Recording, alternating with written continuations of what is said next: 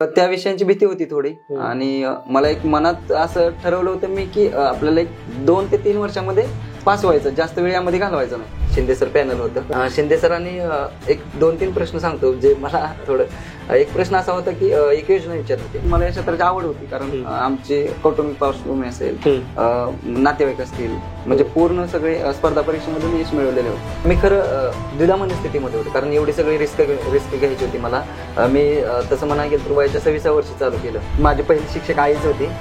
खूप प्रचंड म्हणजे इच्छाशक्ती होती की मला PSI व्हायचंच आहे. सर ग्राउंडच्या मार्कवर इम्प्रेस झाले होते कारण त्यांनी IPS सरांना बोलले होते की बघा कॅन्डिडेट फिट वाटतंय. वडिलांना आश्रवानावर झाले, त्यांना म्हणजे काय सूचना झालं ते म्हणले झालं एकदाशी.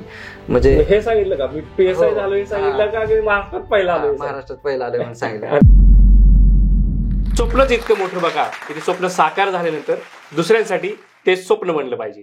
म्हणजे काय की आपण PSI व्हायचं तर महाराष्ट्रातून पहिल्या क्रमांकानं PSI व्हायचं असं स्वप्न जर बघितलं गेलं तर ते साकार झालं पाहिजे. आणि ते साकार केलेलं आहे आज आपल्या इन्स्पायर टॉक वरती आलेले अमोल सुमन भैरवनाथ घुटुकडे सर. घुटुकडे सर तुमचं खूप खूप स्वागत आहे. आणि इन्स्पायर टॉकच्या या प्लॅटफॉर्मवरती महाराष्ट्रातील जो ग्रामीण भागातला आणि खरं तर न्यूनगंडानं पछाडलेला जो विद्यार्थी आहे त्या होतकरू विद्यार्थ्याला कुठेतरी आपल्याला इन्स्पायर करायचं आहे, त्याला मोटिवेट करायचं आहे की स्पर्धा परीक्षेमध्ये येऊन सुद्धा जग बदललं जाऊ शकतं आणि या माध्यमातून यशाचं शिखर गाठलं जाऊ शकतं. अमोल परत एकदा स्वागत आहे. सुरुवातीलाच मला असं विचारायचं आहे की तुमची घरची पार्श्वभूमी काय आहे? प्रथमतः मला या प्लॅटफॉर्मवर बोलवलं त्याबद्दल इन्स्पायर टॉकचे खूप खूप आभार मानतो. माझं नाव अमोल भैरवनाथ घुटुकडे. मी सातारा जिल्ह्यातील मान तालुक्यातील दिवड या गावचा आहे. ओके. माझे वडील शेती करतात. 2 एकर जिरायत शेती आहे आणि त्यासोबतच शेळीपालन आणि म्हणजे पशुपालनचा व्यवसाय आहे. आणि आई घरकाम करते. आई घरकाम करते. आणि घरात कोण कोण आहे फॅमिलीमध्ये? घरामध्ये आई वडील, एक मोठा भाऊ आणि एक बहीण आहे. तिचं लग्न झालंय. तिचं लग्न झालेलं आहे. म्हणजे जर बघितलं तर मानदेश आणि मानदेश म्हटलं तर दुष्काळी पट्टा महाराष्ट्राचा, पर्जन्यशाहीचा दुष्काळी पट्टा आणि त्यामध्ये ते 2 एकर जिरायती शेती. म्हणजे घरची आर्थिक परिस्थिती थोडीशी मला वाटतं म्हणजे परिस्थितीची झगडा असणारच आहे, बरोबर ना? मग हा जो आर्थिक झगडा आहे हा महाराष्ट्रातील बऱ्याच विद्यार्थ्यांचा आहे आणि ते एक्सक्यूज बनतं बऱ्याच जणांचं की MPSC करायला खूप पैसे लागतात, प्रिपरेशनला खूप पैसे लागतात, असं काय आहे का? तर मी मुळात क्लिअर करेन की परिस्थितीचं जास्त भांडवल करायला नाही पाहिजे. कारण परिस्थिती सर्वांचीच म्हणजे कोणाची चांगली असते, कोणाची खराब असते, परंतु माणूस परिस्थितीवर मात करून सुद्धा यशस्वी होत असतो. त्यामुळं मी कधी परिस्थितीचा भाव नाही केला. कारण आपल्याला जर एखादी गोष्ट करण्याची जबरदस्त इच्छाशक्ती असेल तर आपल्याला सर्व गोष्टी आपल्या बाजूने होत जातात. म्हणजे मला आता माझंच उदाहरण देईल कारण मला खूप प्रचंड जबरदस्त म्हणजे इच्छाशक्ती होती की मला PSI व्हायचंच आहे. बरोबर. तर मला असंख्य अडचणी आल्या. अडचणी सगळ्यांनाच येतात परंतु मार्ग निघत गेले. बरोबर. प्रत्येक टप्प्यावर मार्ग निघत गेले. मदत करणारे लोक भेटले.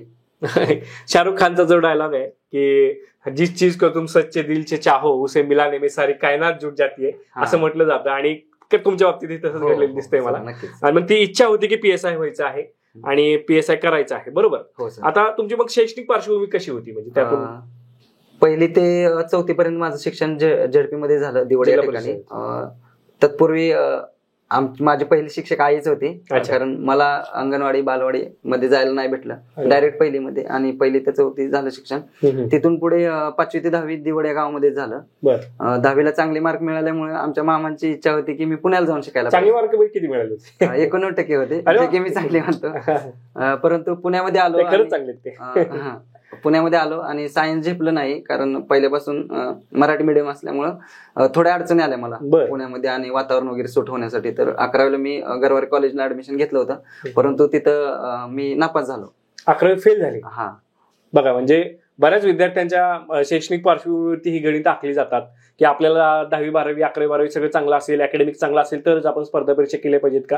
तर असं नाहीये. स्पर्धा परीक्षांमध्ये यश मिळवणं हा वेगळा मुद्दा आहे आणि तुमची शैक्षणिक पार्श्वभूमी हा वेगळा मुद्दा आहे, बरोबर ना? हो सर, करेक्ट आहे. आता आणि हेच आहे म्हणजे जिल्हा परिषद शाळेत शिकतो आपण, पुण्यासारख्या शहरामध्ये मोठ्या शहरामध्ये येतो आणि मग आपल्याला त्या वातावरणात मॅच होण्याला कुठेतरी अडचणी येतात आणि विद्यार्थी तिथं फेल होतात. आणि तिथून फेल झाला म्हणजे आयुष्यात फेल झाला असं नाहीये. तुम्ही त्यातून परत उर्मी घेतली पाहिजे, नव्या जोमानं नव्या वह्यानं लागलं पाहिजे. मग तुम्ही इथं फेल झाला, 11वी तुम्हाला अपयश आलं आणि मग पुढे काय कसं? पुढे मी गावाकडे जाऊन 11-12 सायन्स मध्येच केलं, परत सायन्स मध्ये. आणि त्यानंतर पद्मभूषण वसंतदादा पाटील बुधगाव सांगली या ठिकाणी मी इंजिनिअरिंगचं शिक्षण पूर्ण केलं. अच्छा, इंजिनिअरिंग तुम्ही पूर्ण केलं? हो सर. आणि इंजिनिअरिंग कोणत्या शाखेतून? म्हणजे इलेक्ट्रॉनिक्स अँड टेलिकम्युनिकेशन. बरं. आणि मग हे इंजिनिअरिंग करत असताना, हे व्यावसायिक शिक्षण आहे, हे व्यावसायिक शिक्षण घेत असताना मनामध्ये असं आलं होतं का की बाबा आता आपण व्यावसायिक शिक्षण घेतोय तर आपण खासगी जॉब, कारण चांगल्या पगाराचे जॉब आहेत आयटी मध्ये वगैरे, कारण तुमचे बरेचसे बॅचमेंट्स आयटी मध्ये सुद्धा असतील, चांगल्या पगारावरती चांगल्या प्रकारे, आणि लगेच जॉब मिळतो वगैरे. तिकडे जाण्याचा विचार न करता इकडं स्पर्धा परीक्षा करण्याचा कसा निर्णय? मी तसं म्हणलं तर सर, मी पण 1 वर्ष जॉब केला आहे नेटवर्किंग मध्ये, सिस्टम अनालिसिस म्हणून. आणि त्यानंतर म्हणजे माझं कसं होतं, सुरुवातीपासून मला या क्षेत्राची आवड होती, कारण आमचे कौटुंबिक पार्श्वभूमी असेल, नातेवाईक असतील, म्हणजे पूर्ण सगळे स्पर्धा परीक्षेमधून यश मिळवलेले होते. एक मामा तलाठी आहेत, एक मामा शिक्षक आहेत रयत शिक्षणावर, एक मामा पोलीस पाटील आहेत, आणि आमच्या बहिणीचे मिस्टर जे दाजी ते सुद्धा रयत शिक्षणावर शिक्षक आहेत.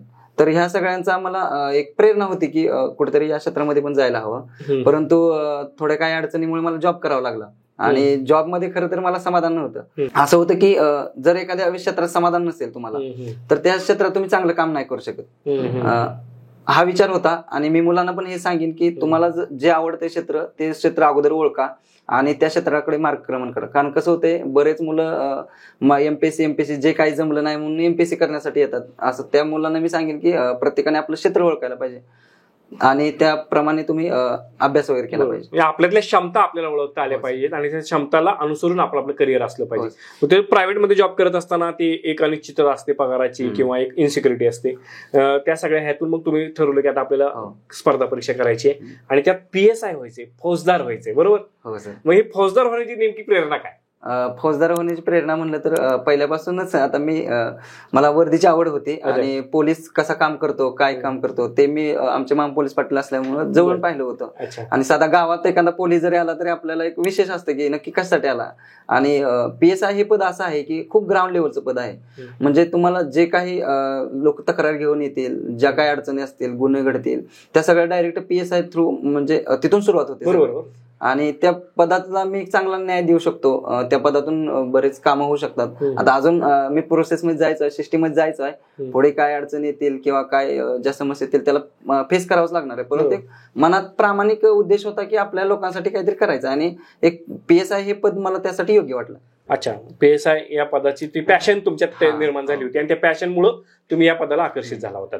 आता मुद्दा सगळा आहे की आपली तयारी झालीये, आपल्याला PMPSC करायची आहे, आपलं सगळं पार्श्वभूमी वगैरे, पण ज्यावेळेस प्रत्यक्ष अभ्यासाला सुरुवात करत असतो आपण स्पर्धा परीक्षांमध्ये, त्यावेळेस काही अडचणींना आपल्याला सामोरं जावं लागतं किंवा मनामध्ये काही न्यूनगंड असतात किंवा हे मला झेपेल का किंवा काय, याबद्दल तुमच्या मनात अशी काही भीती होती?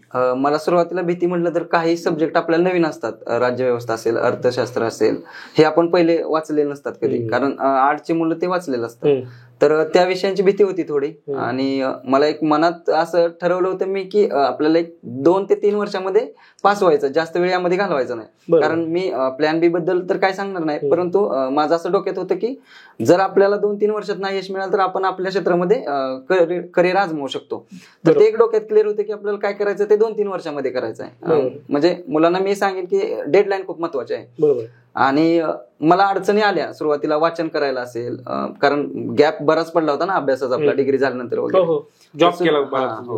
मग त्यानंतर अडचणी आल्या, आपण दिवसभर लायब्ररीत बसू शकत नव्हतो, म्हणजे ह्या सुद्धा गोष्टींचा मला त्रास झाला. आणि हळूहळू त्या सवय होत गेल्या, वाचन करत गेलो, प्रश्नपत्रिका पाहत गेलो, सिलेबस पाहत गेलो, ह्या थ्रू मी त्यावर सुद्धा मात मिळाली. मला त्याकडे यायचंच आहे मुळात. आणि मला सुरुवातीला हे विचारायचं आहे की 2019 ला तुम्ही जॉब क्विट केला, बरोबर? सप्टेंबर 2021 मध्ये चर्चा करत असताना तुम्ही म्हणणार आहात. आणि मग बरोबर तुम्ही ज्यावेळेस सुरुवात करणार होता त्यावेळेस लॉकडाऊन आला होता, एक असे वेगळेच संकट या सगळ्या जगाला झालं होतं. मग ते त्यात कसं केलं तुम्ही? मी ज्यावेळी सुरुवात करायचा निर्णय घेतला त्यावेळी खरं 2-3 मुद्दे सांगतो. मी खरं द्विधा मनस्थितीमध्ये होतो, कारण एवढी सगळी रिस्क घ्यायची होती मला. मी तसं म्हणायला गेलं तर वयाच्या 26व्या वर्षी चालू केलं आणि खूप रिस्क होती. तत्पूर्वी माझ्या मामीचा भाऊ एक एक्साइज सब इन्स्पेक्टर बनला होता, तोही बोलला मार्गदर्शन करतो. आणि एक मामाचा मुलगा जो की पुण्यामध्येच अभ्यास करत होता, तर त्याच्या आधाराने मी पुण्यामध्ये आलो. आणि तो जो 3-4 महिन्याचा काळ होता तो खूप विचार करण्यामध्ये गेला माझा, की करायचं की नाही करायचं. तर म्हणजे शेवटी ठरवलं की करायचं. आणि ज्यावेळी करायला आलो त्यावेळी लॉकडाऊन पडलं. लॉकडाऊनला गावी गेल्यानंतर पुन्हा असं वाटलं की हे कधी संपायचं वगैरे. तर लॉकडाऊन मध्ये गावाकडे काम वगैरे केली, सगळं काम वगैरे संपवलं आणि पुन्हा 21 मध्ये मी आलो. परत 21 मध्ये लॉकडाऊन संपलं आणि परत तुम्ही पुण्यामध्ये आला. आणि मग परत त्या अभ्यासाच्या प्रक्रियेला सुरुवात झाली असेल. आणि मग सुरुवात करत असताना तुमचा पहिला अटेम्प्ट कधीचा होता? पहिली प्रिलिम कधीची होती? सर पहिली प्रिलिम मी 2020 ची दिली होती कंबाईनची, परंतु त्यामध्ये यश मिळालं नव्हतं मला. पहिली प्रिलिम तुम्ही फेल झाली. परत दुसरी प्रिलिम 21 ची दिली होती कंबाईनची, त्यामध्ये सुद्धा यश नाही मिळालं. त्यात पण यश आलं नाही. अच्छा, म्हणजे 2 प्रिलिम तुमच्या फेल झाल्या. आणि मग आता ही ज्या ऍडव्हर्टाइजमेंट मध्ये तुम्हाला पहिलं महाराष्ट्रात येण्याचा मान मिळाला, त्या प्रिलिम्सला काय कसं झालं? मग काय प्लॅनिंग केलं? मग आता 2दा अपयश आलेलं आहे प्रिलिमला आणि आता आपल्याला करायचंच आहे. आता ह्या तिसरा अटेम्प्ट, कारण तुम्ही आधी डेडलाईन ठरवली असं बोललं होतं की मला करायचं तर 2च वर्ष करायचं, मी परत नाही तर दुसरं काहीतरी करेल. मग आता हे शेवटचं अटेम्प्ट असं पकडलं होतं का? हो सर, हो. बऱ्यापैकी मी असं मनात धरून होतं की हा आपला शेवटचा आणि चांगला अटेम्प्ट देऊया. तर तत्पूर्वी काय झालं होतं, 2021च्या ग्रुप सीच्या एक्साइजला मला चांगला स्कोर आला होता प्रिलिमला. त्यावेळी कॉन्फिडन्स आला होता की आपल्यामध्ये काहीतरी आहे, आपण करू शकतो. आणि एवढा सगळा चांगला स्कोर आला होता. परंतु मेन्सला माझ्या काही चुका झाल्या, एक्साइज असेल, इंडस्ट्री असेल, ह्या 2 मेन्सला खूप चुका झाल्या माझ्याकडून आणि अगदी थोडक्यात माझा रिझल्ट गेला. मग त्यावेळी एक मनात कॉन्फिडन्स होता की आपण एक चांगला स्कोर येऊ शकतो आणि आपण चांगलं करू शकतो. PSL जागा पण खूप होते त्या 2022च्या ऍडमध्ये आमच्या. त्यासाठी खूप चांगली तयारी केली, चुकावर मात केली आणि 22ची प्रिलिम दिली. प्रिलिमला सुरुवातीला चांगला स्कोर आला. ज्यावेळी 58 स्कोर आला होता त्यावेळी वाटलं होतं की आपलं PSI तरी फिक्स होत आहे. पुन्हा कमी होऊन 55 झाला आणि मेरिट लागलं 52.25. तर त्यावेळी म्हणजे एक आपण आपल्या स्वप्नाच्या दिशेने चालूय असं मला वाटायला लागलं. प्रिलिमचा जो महत्वाचा टप्पा आहे तो क्रॅक झाला. आता मला त्याच्यावरती जास्त बोलायचंय, कारण बऱ्याच विद्यार्थ्यांचा स्ट्रगल तिथेच आहे प्रिलिम पास करण्यामध्येच. कारण 2दा अपयश आला आणि आता तिसऱ्यांदा आपण देतोय. आता मुळात कंबाईनची प्रिलिम हा एक वेगळा टास्क आहे. म्हणजे 100 प्रश्न असतात, 1 तासाचा वेळ असतो आणि त्यामध्ये हे 7 विषय तुम्हाला दिले. त्यामध्ये इतिहास, भूगोल, अर्थशास्त्र, सायन्स आणि त्यानंतर रिजनिंग ऍप्टिट्यूडचे तुमचे 20 प्रश्न, करंट वगैरे. हे सगळं कसं बसवायचं त्या 1 तासामध्ये? सर काय स्पेशल स्ट्रॅटेजी मी सांगेन की सर ज्यावेळी आपण प्रॅक्टिस करतो, मला बरेच विद्यार्थी विचारतात, बरेच सगळे विचारतात की तुमची स्ट्रॅटेजी काय. तर मी सांगेन की आपल्याला कंबाईनला असतो 1 तास वेळ. तर 1 तासामध्ये टाइम मॅनेजमेंट खूप महत्वाचं आहे. तर प्रत्येक सब्जेक्ट आहे आपल्याला, जवळपास 7 सब्जेक्ट आहेत, त्या प्रत्येकाच्या प्रश्नाचं व्यवस्थित मॅनेजमेंट करणं. मॅथ रिजनिंगला टाइम शेवटी टाइम मॅनेजमेंट कसं सांगाल तुम्ही? हे समजा 1 तास कसे डिवाइड करायचं तुम्ही? 1 तास मी प्रिलिमसाठी सुरुवातीला जो आपल्याला आवडता सब्जेक्ट आहे त्याचे मी 15 क्वेश्चन घ्यायचो. त्यानंतर आवडता कोणता? माझा आवडता जिओग्राफी होता. मला जिओग्राफी सपोज मी त्याचे क्वेश्चन अगोदर घ्यायचो. मग ते एक आपल्या मनात कॉन्फिडन्स येतो की आपल्याला प्रश्न सुटायला लागलेत. आणि असं करत करत मी 85 नंबरच्या प्रश्नापर्यंत जायचो. म्हणजे आम्हाला 15 प्रश्न होते मॅथ रिजनिंगसाठी. हे सगळं झालं की सुरुवातीला मी काय करायचं, मग हे 85 प्रश्न संपायचा तो पण वेळ किती गेलेला असायचा? वेळ सर मला साधारण मॅथ रिजनिंगसाठी नेहमी 15 मिनिट तरी शिल्लक राहायचे. 45 मिनिटांमध्ये मी हे सर्व गोष्टी करायचो. कारण क्वेश्चन रिडिंग असेल, ऑप्शन रिडिंग असेल, त्यासोबत गोल करणं असेल, ह्या सगळ्या गोष्टी खूप महत्वाच्या ठरतात त्या 1 तासामध्ये. कारण मी आता सुरुवातीला काय करायचं, 85 प्रश्न सोडवले की ते सगळे गोल करायचं. मग तिथं माझा वेळ जायचा किंवा एखादा गोल चुकला तर ते लाईन वगैरे चुकायची. तर मी नंतर काय केलं, प्रश्नपत्रिका सोडवण्याची स्ट्रॅटेजी मी सांगतो की सुरुवातीचं 1 पान असतं, त्यावरचे प्रश्न सोडवले मी तिथंच गोल करून घ्यायचो. पुन्हा जे आन्सर शीटवर जाऊन पुन्हा जर पान उलटलं आणि त्यात पुन्हा 2 पानं येतात, ह्या लेफ्ट साईडचे आणि राईट साईडचे, त्या 2 पानाचे प्रश्न मी हे करून पुन्हा ते प्रश्न गोल करायचं. म्हणजे असा माझा वेळ काय वाचायला लागला की मला पुन्हा पानं पलटायला लागले प्रश्नपत्रिकेचे, तिथल्या तिथंच ते गोल व्हायला लागले. अच्छा, हे महत्वाचं आहे, लक्षात ठेवा. तिथलं सेकंड सुद्धा काउंट होतो, बरोबर ना? आणि मग तो हे जे स्कोअर करण्याचा जो मुद्दा आहे, यात अॅक्युरेसी लेवल कशी राहिली तुमची आणि अटेम्प्ट किती होतात? सर अटेम्प्ट मी 90+ करायचो 90+. नेहमी 95-96च्या आसपास अटेम्प्ट असायचं. बरं, आणि अॅक्युरेसी मॅथ रिझनिंग चांगली असायची की मॅथ रिझनिंगला सर मॅथ रिझनिंगचं मी स्पेशली सांगेन. माझ्या पहिल्या 2 प्री असतील, मेन्स असतील, सगळं माझ्या मॅथ रिझनिंग मुळे गेलं होतं. कारण कुठेतरी मला एक मनात ऍटिट्यूड असल्यासारखं होतं की मी इंजिनिअरिंग बॅकग्राऊंडचा आहे आणि मला मॅथ रिझनिंगची काही अडचण येणार नाही.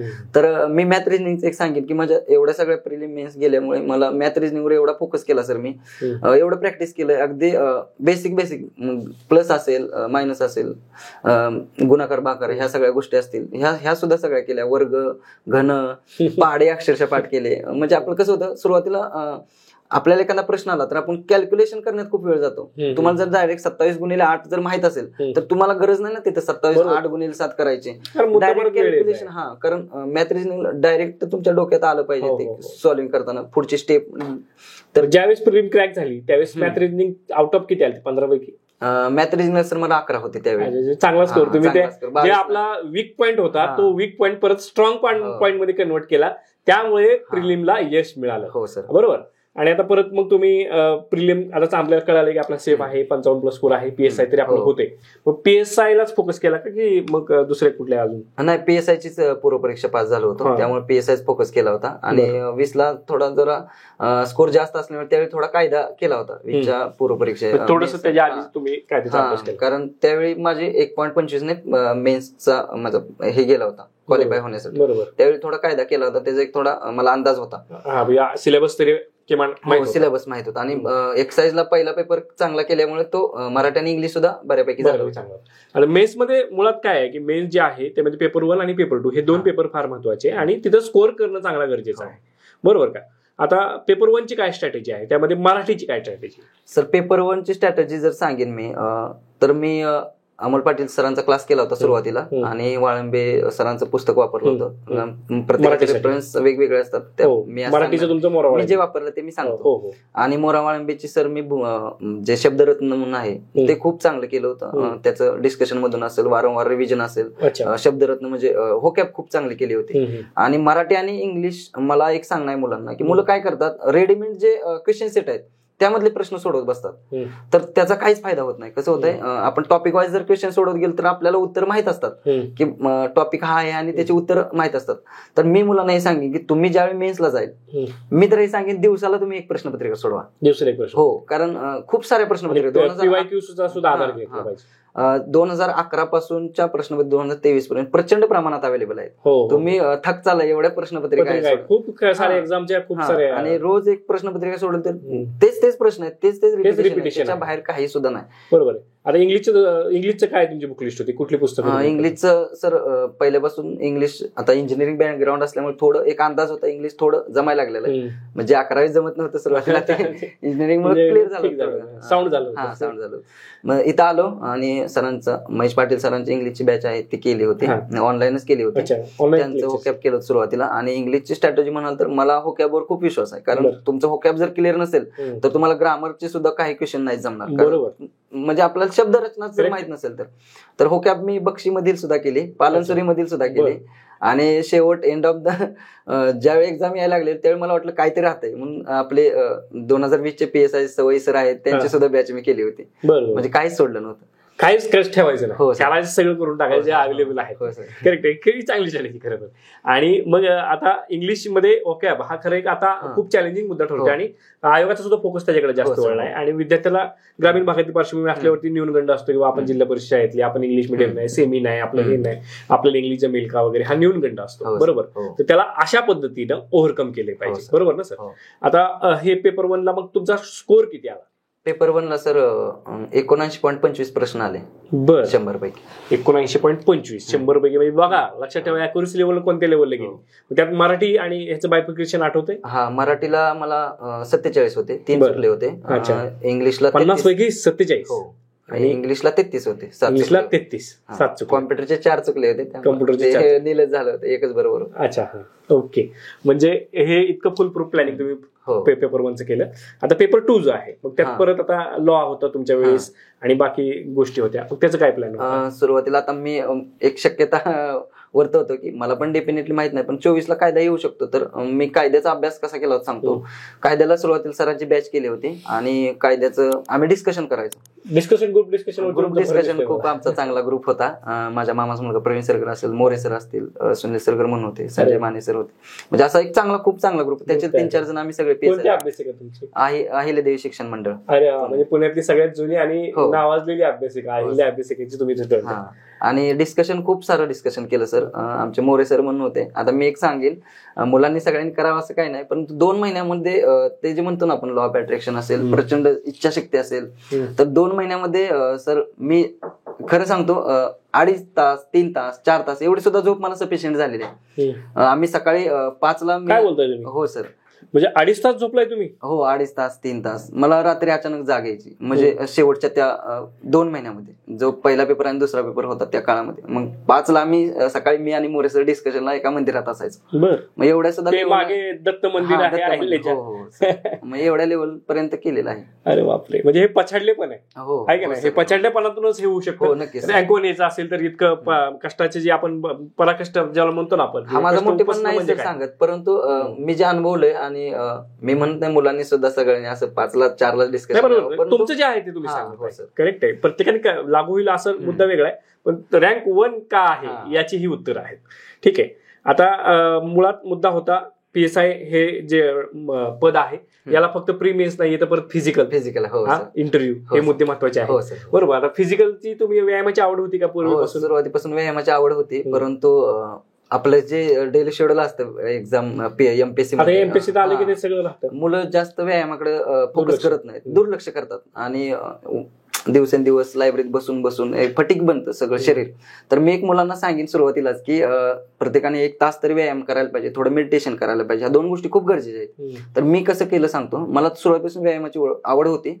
आम्ही त्यावेळी मेनचा जो काळ होता त्यावेळी बॅडमिंटन खेळायचो सकाळचं. बॅडमिंटनमुळे चांगला व्यायाम व्हायचा माझा. आणि मग मी एक ठरवलं होतं की आपल्याला प्रॉपर टाइम भेटणार आहे ग्राउंडची तयारी करण्यासाठी, तर तो काळ फक्त ग्राउंडसाठीच वापरायचा. आमचे पठाण सर म्हणून तळजायचे आहेत, पुणे फिटनेस क्लब अकॅडमीचे, त्यांच्याकडे मी क्लास लावला. आणि कारण मनात ठरवलं होतं की आपल्याला काही इंजुरी वगैरे करून घ्यायची नाही, कारण एवढे सगळे मार्क होते मेन्सला आणि जर इंजुरी वगैरे झाले तर खूप नुकसान होऊ शकतं, पोस्ट सुद्धा हातातून जाऊ शकते. तर एक प्रॉपर प्लॅनिंग सरांनी सांगितल्याप्रमाणे डाएट असेल, एक्सरसाइज असेल, आराम असेल, ह्या सगळ्या गोष्टी मी प्रॉपर त्या 6 महिन्यामध्ये केल्या आणि ग्राउंडला सुद्धा खूप चांगला स्कोर आला. अच्छा, ग्राउंडला किती आणली? ग्राउंडला सर 97.5 मार्क आले. आउट ऑफ काढल्यासारखी. हो सर. आणि जो मेन्स होता, मेन्सला चांगला स्कोर आला होता हे की आल्यानंतर कळलंच असेल की आपला चांगला रँक 1चा स्कोर म्हणजे किती होता तो स्कोर दोन्ही मिळून पेपर मिळून? सर 400 प्रश्न 400 पैकी 335.5 होता. 335.5 हा स्कोर होता. आणि त्या दिवशी क्लिअर होते की आपलं म्हणजे ग्राउंड मिळणारच आहे आणि आपलं होणार आहे. हा वेगळा कॉन्फिडन्स तुमच्याकडे होता? हो, होता सर. अच्छा. आणि मग त्यातून फिजिकलच्या तयारीला एक मोटिवेशन मिळालं की आता आपल्याला डोक्यात क्लिअर आहे की आपल्याला होते, आपण आता ग्राउंड फक्त चांगल्या मार्काने क्वालिफाय करायचं आहे आणि मग आपल्याला पोस्ट जे आहे ते कन्फर्म मिळणार आहे. बरोबर. आता मुद्दा अजून एक आहे त्यामध्ये इंटरव्ह्यूचा. 40 मार्काची तुमची मुलाखत सुद्धा आहे, ज्यामध्ये आयोगासमोर तुमच्या व्यक्तित्वाची चाचणी होते. मग त्याचं काय दडपण आलं का? त्याचं दडपण म्हणलं तर सर सुरुवातीपासून म्हणजे असं काय कम्युनिकेशन चांगलं होतं, त्यामुळे त्याची जास्त अडचण आली नाही. उमेश कुदळे सरांच्या थ्रू असेल, म्हणजे आपलं रईचे तिथं इंटरव्ह्यू दिला, बऱ्याच ठिकाणी 3-4 मॉक दिले. 3-4 ठिकाणी जास्त नाही दिले आणि त्यातून चांगली तयारी झाली. एक आपण स्वतः काय हे रिप्रेझेंट करायचं कळालं आणि इंटरव्ह्यू सुद्धा खूप छान गेला. शिंदे सर पॅनल होतं. काय विचारलं त्यांनी? शिंदे सरांनी एक 2-3 प्रश्न सांगतो जे मला थोडं. एक प्रश्न असा होता की एक योजना विचारली होती, मुख्यमंत्री तीर्थयात्रा योजना काहीतरी होती, त्याबद्दल विचारलं तर ते कोणत्या लोकांसाठी आहे. मग त्यांना एक उत्तर अपेक्षित होतं की ज्येष्ठ नागरिकांसाठी, असं उत्तर अपेक्षित. तर माझ्या तोंडातून गेले सर वृद्ध नागरिकांसाठी. मग ते सर म्हणले की तुम्ही प्रशासनात आल्यावर आम्हाला वृद्ध म्हणणार का, आम्हाला वृद्ध समजणार का, तो एक प्रश्न होता. आणि कोल्हापूर युनिव्हर्सिटीचा एक प्रश्न होता की तुम्ही कोणत्या युनिव्हर्सिटीतून आलात, तर माझ्या तोंडातून डायरेक्ट गेले की कोल्हापूर युनिव्हर्सिटी. तर सर म्हणले की असं नाव असतंय काय, असे काय ठराविक क्वेश्चन होते. बाकी सगळं उत्तर देत असताना आपला तो सतत विवेकबुद्धी आपण जागृत ठेवायची आणि प्रश्नांची जी प्रमाणित भाषा आहे त्या प्रमाणित भाषेमध्ये आपल्याला ती उत्तर द्यावी लागतात. बरोबर, हे महत्वाचं आहे. करेक्ट. किती मार्क आले सर? 28 मार्क आले. परंतु मला वाटतं की सर ग्राउंडच्या मार्कवर इम्प्रेस झाले होते, कारण त्यांनी IPS सरांना बोलले होते की बघा कॅन्डिडेट फिट वाटतोय. अच्छा, खूप छान. आणि मग 28 मार्क आले आणि मग हे माहित होतं की आपण मास्टर पहिले येणार आहे? हा, ह्याची कल्पना मला सुरुवातीपासून थोडी होती, कारण सगळीकडे चर्चा माझ्या मार्कची होती. मुलं म्हणायची की येऊ शकतो, परंतु मला इंटरव्ह्यूची थोडी भीती होती की थोडा असा या पद्धतीने इंटरव्ह्यू गेला होता. तर मी ज्यावेळी लिस्ट आली, नाव चेक केलं, पहिलं नाव मला दिसलं, GH पाहिलं मी, घोटुगडेचं आहे म्हणलं ठीक आहे, आणि डायरेक्ट इंटरव्ह्यूच्या मार्ककडे गेलो. इंटरव्ह्यूची मार्क 28 पाहिल्यानंतर मला असं मी कंट्रोल नाही करू शकतो, मी एवढ्या जोरात ओरडलो की इंटरव्ह्यूला मला 28 मिळाले. अरे वा. आणि तो क्षण कुठं होता? अहिल्यादेवी शिक्षण मंडळाच्या समोरच एक चहा आहे, चहाचं शॉप आहे, तिथे चहा प्यायला गेलो होतो, कारण दिवसभर वाट पाहिली होती. 5:30 पर्यंत काय रिझल्ट लागला नव्हता. आता म्हणलं शक्यता मावळी, तिथे गेलो आणि तिथं रिझल्ट आला. आणि मग पहिला फोन कोणाला केला? पहिला फोन मी घरी गेला आईला, पण आई फोनवर नव्हती त्यावेळी, तिची तब्येत खराब असल्याने ती दवाखान्यात होती. वडिलांनी उचलला आणि वडिलांना अश्रू अनावर झाले. त्यांना म्हणजे काय सूचना झालं, ते म्हणले झालं एकदाशी. म्हणजे हे सांगितलं का मी PSI झालो, हे सांगितलं का की महाराष्ट्रात पहिला आलो? महाराष्ट्रात पहिला आलो म्हणून सांगितलं, कारण त्यांना सुद्धा गावाकडे थोडीफार कल्पना होती की आहे. आणि ते मला ते सांगतात की आता मी पाहिलं नव्हतं, परंतु ते जवळ कोणीच नव्हतं तिथे घरी, आणि ते पळत एका त्यांच्या जवळच्या मित्राकडे गेले आणि सांगितलं माझा मुलगा फौजदार राज्यात पहिला. क्या बात. म्हणजे हेच सगळ्यात मोठं आहे, किंवा ही जाणीव असणं, किंवा आपल्या आई वडिलांना या क्षणापर्यंत घेऊन जायचंय, तर ती जी ऊर्जा तुमच्या सोबत असेल तर हा प्रवास मला वाटतं खरं तर यशस्वीरित्या पार करता येतो. हे एकदा PSIचं आता सेलिब्रेशन हा एक वेगळाच माहोल बनलेला आहे, आणि ते कसं होतं सेलिब्रेशन? सर मी इथं रिझल्ट लागला, मुलांना प्रचंड आनंद झाला होता. माझ्या आईला पुढे तर काय दिवाळी खूप सारा, आणि एक कनेक्ट चांगला होता अहिल्याच्या मुलांशी माझा. रूम मधील असतील बाकी सर्व मित्र, त्याने प्रचंड जल्लोष केला. आमच्या ग्रुप मधले 5 ते 6 जण आम्ही झालो होतो. खूप सारा दंगा केला. माझे मित्र जे माझ्या खूप अडचणीच्या काळात माझ्यासोबत राहिले, डिग्रीचे एक बॉन्ड झालेला कनेक्ट, त्या मुलांनी इथं सगळे पुण्यामध्येच असतात IT जॉबला, ते सगळे आले इथं. 7 ते 8 जण इथं आले, त्यांनी सुद्धा सेलिब्रेशन केलं. पुन्हा दुसऱ्या दिवशी मी पूर्ण पुण्यामध्ये फिरलो, सत्कार वगैरे जिकडे तिकडे बोलवलं तिकडं. आणि तिसऱ्या दिवशी मी घरी जायला गेलो. घरी मित्रच आले होते सगळे सोबत, जे IT आमचे, ते सगळे आम्ही गेलो गावात, मिरवणूक वगैरे काढली. तो छान कार्यक्रम झाला. तिथून पुढे मग सत्कार वगैरे ह्या सगळ्या गोष्टी चालू झाल्या. बरोबर. म्हणजे मला असं म्हणायचं आहे की बाबा सर्वसाधारणपणे PSIची तयारी करणारा अमोल, तर राज्यात PSI पदात पहिला आलेला अमोल, या दोन ह्याच्यात काय फरक पडला, नेमकं काय जाणवते आता? सर पहिला क्रमांक सगळे म्हणतात एक विशेष आहे वेगळं, पण आणि मला सुद्धा असं जाणवलं की प्रचंड स्तरातून शुभेच्छांचा वर्षाव असेल, लोकांचे पाहण्याचा दृष्टिकोन बदलायला लागला की तू आता तेवढ्यावर थांबू नकोस, पहिला नंबर आलाय म्हणल्यावर तू DYSP वगैरे होण्याची तुझ्याकडे पात्रता आहे. आणि ते थोडं मला इन्स्पायर करायला लागले लोक. बरं. आता मग तसा काय प्लॅन केला आता फ्युचर मध्ये की आता इथं थांबायचं नाही आणि आता अजून थोड्या चांगल्या परीक्षा देऊन अजून वरच्या पदांकडे जायचं? हो सर, पुढची तयारी करण्याचा प्रयत्न चालू आहे माझा. बरं. अच्छा. आता आपण सगळ्यांनी बघतोय अमोल सरांकडून आता रँक 1 आहेत, त्यामुळे आपल्या सगळ्यांची एक अपेक्षा असते की आम्हाला विषय निहाय तुमची जी पुस्तकं आहेत तुम्ही वाचलेली त्यांची नावं तुम्ही सांगितली तर खूप बरं होईल. आता इतिहासापासून सुरुवात करू. इतिहासासाठी मी आपले गाठाळ सरांचं बुक वापरलं होतं, आणि लोकसेवा पब्लिकेशनचा जो अनालिसिसचा ठोकळा आहे त्यामधील मी इतिहास, भारताचा इतिहास केला होता. बरं. आणि परत मला भूगोलसाठी हो चौधरी सरांचं बुक चांगलं केलं होतं मी, दुसरं काय केलं नव्हतं भूगोल. बरं. या 2 विषयांसाठी स्टेट बोर्ड भूगोलसाठी थोडी वाचली तर चालतील. 11 इतिहास सांगायचं राहिलं, 11वीचं जुनं स्टेट बोर्ड खूप गरजेचं आहे. आणि भूगोलला मी काय स्टेट बोर्ड वाचली नव्हती, परंतु सौदीच वापरलं. स्टेट महाराष्ट्र का दुसरं कोणतं? भारताचा आणि महाराष्ट्राचा बुक. बरं. मेगा स्टेट महाराष्ट्र त्यांचं पुस्तक आहे, बरोबर ना? मग आता पुढचा विषय आहे कला शाखेतलं राज्यशास्त्रासाठी कोळंबे, ज्याची तुम्हाला भीती वाटायची. कोळंबे सरांचं बुक ते वाचायला घेतलं आणि ते खूप छान वाटलं मला. ते शॉर्ट बोर्ड तुम्ही ते एका रिडिंग मध्ये किती रिडिंग केलं? त्याच्या खूप सारे रिडिंग झाले असते. कलम वगैरे पाठ केली का? घटना दुरुस्त्या कलम तोंड पाठायची अगदी. आणि ते डेक्कन एक IS क्लास आहे, त्यांच्या टेस्ट सिरीज घेतल्या, त्यांचा खूप फायदा झाला. पॉलिटीसाठी खूप सारं. बरोबर. आता हे 3 विषय महत्वाचे, किंवा इतिहास, भूगोल आणि राज्यशास्त्र. आता परत मग आपल्याला जे स्पर्धा परीक्षेतले खास विषय त्यामध्ये इकॉनॉमिक्स आहे. इकॉनॉमीसाठी मी कोळंबे सरांचंच बुक केलं होतं, परंतु मला ज्या काही अडचणी वाटल्या त्यासाठी मी देसले सरांचा सुद्धा क्लास केला होता. बरोबर. आणि दोन्ही कंबाईन करून अभ्यास केला, दोन्हीचं मिलाप करून तुम्ही ते ओव्हरकम केलं. बरोबर आहे. आता मग त्यानंतर पुढचा विषय जो आहे त्यामध्ये सायन्स सारखा विषय बॅकग्राऊंड होतं तुम्हाला? सायन्सला बॅकग्राऊंड होतं, परंतु सायन्सला स्टेट बोर्ड वाचणं खूप गरजेचं आहे. आणि मुलांनी आता मी तर म्हणेन 11वी आणि 12वी सुद्धा वेळ भेटला तर वाचायला हवं स्टेट बोर्ड. कारण आता कसं झालंय 7 ते 8 प्रश्न अशा कुठून येतात तेच समजत नाही. सायन्स खूप म्हणजे सध्या अनप्रेडिक्टेबल झालंय आणि थोडी डेप्थ पण वाढली आहे. त्यामुळे मुलांनी स्टेट बोर्ड तर करणं गरजेचंच आहे. बरोबर.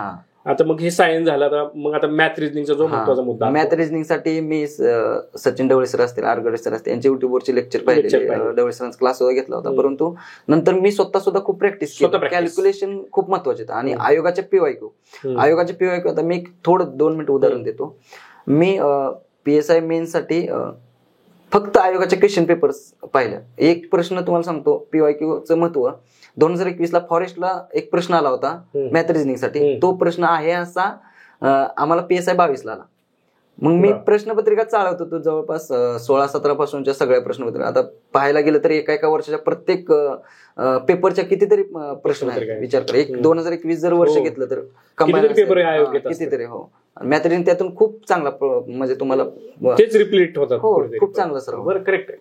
ऍज इट इज प्रश्न किती महत्वाचे बघा पीवायक्यू करणं. आणि त्याचा फायदा असा झाला की 5 ते 6 प्रश्न जुने रेफरन्सवर आल्यामुळे मला ते प्रश्न जो आपल्याला 1-1 मिनिट लागतो ते मध्ये 10 ते 15 सेकंद प्रश्न सुटले. करंट अफेअर्स हा चालू घडामोडी, हे वेगळंच आमची मुलं टेन्शन घेतात बाबा काय चालू घडामोडी, अभ्यास करायचा असतो का नसतो हा मुद्दा, आणि करायचा असेल तर कुठून करायचा. करंट अफेअर्स म्हणलं तर सर मी परिक्रमा यूज केल्या.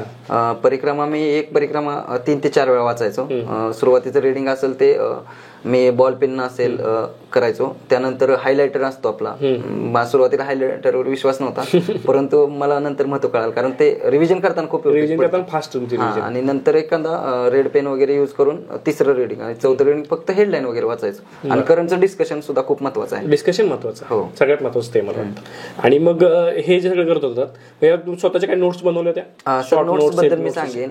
मी एकच नोट्स केली होती. म्हणजे मला ज्यावेळी मी वाचायचं, समजा इतिहास वाचत बसलो, इतिहासमध्ये जे मला महत्वाचं वाटलं, कारण मी सगळ्या नोट्स काढत नव्हतो, जे खूपच नवीन आहे, जे लक्षातच राहत नाही तेवढं नोट डाऊन करायचं. एकच वही का? हा, एकच वही. परत इतिहास झाला विषय, मी भूगोल जर घेतला, समजा दुसरा विषय घेतला, तर त्याच्या खालीच म्हणजे मी असं जागा सोडायचं नाही, पान बदलायचं नाही, सेम एकामध्ये सगळं मी काढायचो. आणि वही कुठे आता आहे? माझ्याकडे आहे वही. ती वही महत्वाची. बरोबर, त्यात तुम्ही ते एका वहीत सगळे हे विषय आणले आणि ते सगळे शॉर्ट नोट्स त्या वहीचं म्हणजे खूप महत्व. आणि त्याच्यात अजून एवढा सगळा डाटा, खूप छान डाटा आहे. अरे वा, ग्रेट ग्रेट ग्रेट. आता हे सगळं झालं, अभ्यास करताय तुम्ही आता, आणि पुढे सुद्धा तुम्ही करणार आहात, त्यासाठी आमच्या सर्व टीमकडून तुम्हाला शुभेच्छा असणारच आहेत. मग आता महाराष्ट्रातील जाता जाता आपल्याला एवढंच विचारायचंय मला की आता महाराष्ट्रातील जो विद्यार्थी आहे, खास करून ग्रामीण भागातला आहे, शेतीची पार्श्वभूमी आहे, आई वडिलांची परिस्थिती म्हणजे झगडा आहे, संघर्ष आहे, आणि मग त्यातून त्याला जर स्पर्धा परीक्षेतून येऊन करिअर करायचं असेल तर त्याने काय काळजी घेतली पाहिजे आणि नेमकं कसं त्याने इथं सर्व्हाइव्ह केलं? आता मी सुरुवातीला क्लिअर करतो की आता आपल्याला वास्तव सगळ्यांना माहित आहे स्पर्धा परीक्षेचं, तर मुलांनी इकडे येताना एक विचार करायला पाहिजे की आपल्याला खरंच करण्याची इच्छाशक्ती आहे का, की कोणतरी पाठवतंय, मी कोणाच तरी रील्स पाहिले, मी कोणाच तरी लेक्चर पाहिलंय, मग मी अमोल घोटवीट सारखा PSI बनणार. तर असं न करता तुम्हाला जर आवडच असेल, मनापासून इच्छा असेल, तर तुम्ही या क्षेत्रात यायला पाहिजे. दुसरी गोष्ट, इथं आला तर तुम्ही फक्त अभ्यासच करा असं मी म्हणणार नाही. सुरुवातीला तुम्ही अभ्यास ही फर्स्ट प्रायोरिटी असली पाहिजे. अभ्यास करत करत बाकीच्या गोष्टी केल्या पाहिजेत. सराव प्रश्नपत्रिकांचं प्रॅक्टिस केलं पाहिजे. दुसरी गोष्ट, सोशल मीडियावर जरा थोडा होल्ड मिळवला पाहिजे, कारण कसं होतं आता सर खूप फॅड झाले, डिस्ट्रॅक्शन खूप वाढले, स्क्रीन टाइम खूप वाढलाय. मी सोशल मीडियाचा खूप चांगला सुद्धा उपयोग केला. युट्यूबच्या माध्यमातून मी सगळे व्हिडिओज पाहिले. मी जरी रूमवर जात असेल, नाश्त्याला जात असेल, कानात हेडफोन घालून युट्यूबवरचे लेक्चर्स वगैरे ऐकायचो. आणि मला सुद्धा खूप रील्सचा वगैरे नाद होता, पण मी त्यावर कंट्रोल केलं. आणि मी सर अजून एक गोष्ट सांगू इच्छितो की मी व्हॉट्सअप 3 वर्ष वापरत नव्हतो. मग मी असं सांगणार नाही, ज्याचा त्याचा वैयक्तिक प्रश्न आहे, पण मला व्हॉट्सअप मधून डिस्टर्ब होत होता, त्यासाठी मी ते टाळलं. तुम्हाला ज्या गोष्टी डिस्टर्ब होतील त्या तुम्ही टाळा आणि सातत्य ठेवा, प्रचंड मेहनत करा, आपल्या आई वडिलांचं नाव मोठं करा. आणि स्पर्धा परीक्षेमध्ये यश हे मिळतंच असं मी सांगणार नाही, परंतु तुम्ही चांगला अभ्यास केला, मनावर स्वतःवर कॉन्फिडन्स असेल की मी होणारच आहे, तर 100% यश मिळतं. क्या बात आहे. तर इन्स्पायर टॉक वरती येऊन आम्हा सर्वांना तुम्ही खूप इन्स्पायर केले अमोल, कारण रँक 1 इन्स्पायर करणं हा एक वेगळाच अनुभव असणार, एक वेगळाच मुद्दा आहे तो. तर जे विद्यार्थी हा व्हिडिओ बघतील त्यांना नक्कीच यातून फायदा होईल, एक दिशा मिळेल आणि त्या दिशेवरती चालण्यासाठी त्यांना एक चांगला स्वच्छ असा प्रकाश आता पडलेला आहे की आपल्याला नेमकं काय करावं लागतं आणि काय आपण केलं पाहिजे. या इन्स्पायर टॉकवरती आल्याबद्दल खूप खूप धन्यवाद. Thank you so much.